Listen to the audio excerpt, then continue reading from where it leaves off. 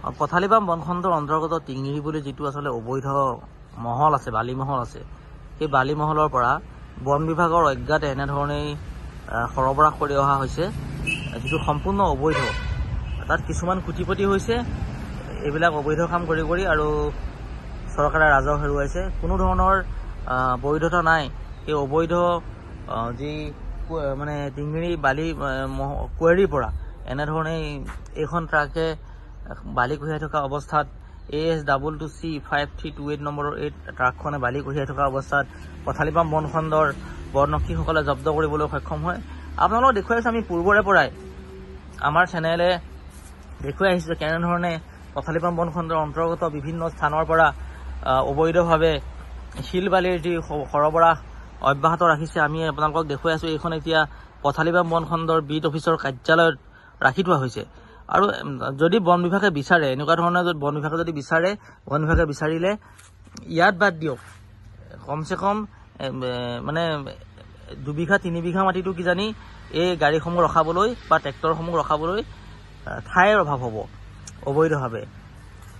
টিঙিৰি পথালিপাম বনখণ্ডৰ টিঙিৰি সম্পূৰ্ণ অবৈধভাৱে চলি আছে, আৰু অবৈধভাৱে চলি থকাত এখন ট্ৰাক এয়া বন বিভাগে ইতিমধ্যে জব্দ কৰিবলৈ সক্ষম হৈছে। মই দেখুৱাই আছোঁ। আমি বিভিন্ন সময়ত এনেধৰণৰ বিভিন্ন ট্ৰেক্টৰ ডাম্পাৰে যি অবৈধভাৱে চালানবিহীনভাৱে শিল বালি সৰবৰাহ কৰি আহিছে বিভিন্ন কেঁচাৰৰ পৰা, কেঁচাৰসমূহে এই অন্যায়ৰ লগত জড়িত, কেঁচাৰসমূহ যিবিলাক কেঁচাৰে আচলতে এনেধৰণে অন্যায় কৰে, সেই কেঁচাৰসমূহ বন্ধ কৰিব লাগে বা বিভাগে উচিত পদক্ষেপ কৰিব লাগে। কাৰণ তেওঁলোকৰ হাতত পাৱাৰ আছে, তেওঁলোকৰ হাতত ক্ষমতা আছে। আমি সংবাদ মাধ্যমে দেখুৱাইহে দিব পাৰোঁ। আমি সংবাদ মাধ্যমেতো বন্ধ কৰি দিয়াৰ ক্ষমতা নাই, কোনো আমাৰ আইনী পাৱাৰ নাই। তেনেতে আমাৰ সংবাদ মাধ্যমে যদি তেনেকুৱা কিবা আইনী পাৱাৰ দিলেহেঁতেন আমি নিজে বন্ধ কৰি দিব পাৰিলোহেঁতেন। আমিতো কোনো বন্ধ কৰিব আমাকতো কোনো ক্ষমতা দিয়া নাই। আমাক এইটোৱে অধিকাৰ দিছে যে আমি দেখুৱাই দিব পাৰোঁ যে এয়া অবৈধ কাম চলি আছে, আপোনালোকে বন বিভাগেই হওক বা প্ৰশাসনেই হওক, আৰক্ষী প্ৰশাসনেই হওক, তেওঁলোকে ব্যৱস্থা গ্ৰহণ কৰিব লাগে। কিন্তু যিটো পথালিপাম বনখণ্ডৰ অন্তৰ্গত লখিমপুৰ জিলাৰ টিঙিৰি যিটো অবৈধভাৱে একাংশ মাফিয়াই এনেধৰণে আচলতে কাৰ্য চলাই আহিছে, এয়া আপোনালোকক দেখুৱাইছোঁ। এইখন বালি ভৰ্তি বাহন ইতিমধ্যে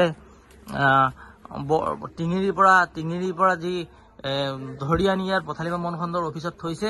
কিন্তু এনেধৰণৰ ব্যৱস্থা তীব্ৰ গতিত কিন্তু ল'ব লাগে। এয়া দুলুং ভৱন আপোনালোকক দেখুৱাইছোঁ। এয়া আপোনালোকে দেখিছে এনেধৰণে আচলতে অবৈধভাৱে এনেধৰণে সৰবৰাহ অব্যাহত ৰাখিছে।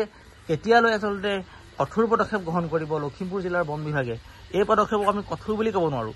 এই পদক্ষেপক আমি এক প্ৰকাৰৰ নিয়ম মাফিক মানে তেওঁলোকে কাম কৰিছে বুলি আমি ভাবোঁ। কাক কোনে কেনেকৈ কিমান বিশাল টকাত আচলতে মেনেজ কৰি এনেধৰণৰ কামবিলাক কৰে, সেয়া আচৰিত কথা। বনজ সম্পদৰ লুণ্ঠন হৈ আছে। সৌ সিদিনাও এখন যি কাঠৰ গাড়ী ধৰি চালভা আৰক্ষীয়ে গতাই দিছিলে। সেই কাঠৰ গাড়ীখনৰ ওপৰত কি ব্যৱস্থা ল'লে, কাঠৰ গাড়ীখন ইতিমধ্যে এৰি দিয়া হৈছে, এই সম্পৰ্কতো এটা আচলতে ৰহস্যৰ বিষয়।